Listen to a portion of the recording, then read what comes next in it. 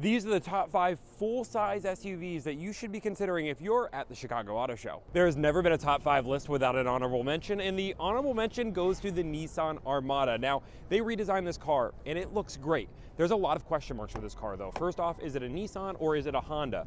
But when it comes down to it, some people are going to be willing to put up with those question marks because of how great this car looks. Reliability, definitely a concern, and I understand why people would avoid this vehicle. But if I'm looking for a full-size SUV, I am taking a chance. The number 5 car on the list is going to the new redesigned Escalade. Now, I know a lot of people are going to want to rank this higher, but this list is all about value, and you just can't get these cars right now. It's not worth waiting 3 to 4 months and paying a $10,000 to $20,000 markup on a lot of these vehicles. Now, the screen is gorgeous, the car is super comfortable, and it's an Escalade, so you know it is going to have that high class. Overall, I love this vehicle, but right now it is not a good value early into 2025. And the number 4 car on the list goes to the GMC Yukon, and there's a lot to like on this vehicle, but there are a few fatal flaws. First off, we're going to go into the design language of this vehicle, and they're using this vertical display, which was popular a few years ago, but it's definitely becoming more and more outdated as a lot of manufacturers are going to that sweeping display. Now, the interior looks gorgeous, it's a great vehicle, but to spec these vehicles out, we're getting close to $100,000 on a lot of the higher end specs. And when it comes dollar to dollar, I just think there's other vehicles that are a better value. The number 3 car on the list goes to the Toyota Sequoia. Now, this is the TRD Pro in the new mud bath color, and I think it looks great. But when we're looking at a Toyota, we're buying it for 2 simple reasons: reliability and resale.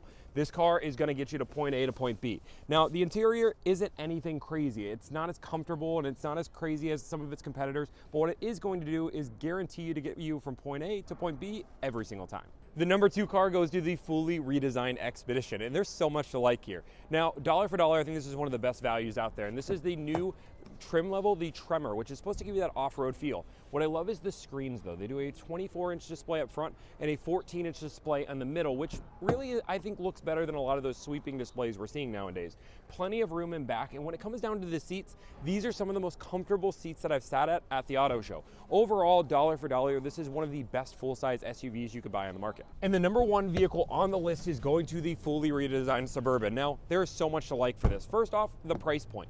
$95 grand for this high country, which I know a lot of people are going to think is crazy. But if we're comparing this to the Escalade and Navigators, it's actually a pretty good bargain. And Chevy just did so many things right. The perfect amount of displays, the perfect amount of space, and the perfect amount of sensibility. Just look how much room you have in the storage. They didn't add all the crazy thrills that a lot of people aren't going to use, which is why it's my number 1 car on the list. I think it's important to add a small disclaimer at the end of this video. The full-size SUVs are all so close. So when it comes down to it, I was nitpicking in order to make this top 5. All of these are great vehicles, and I don't think you're going wrong with anybody other than maybe the Armada,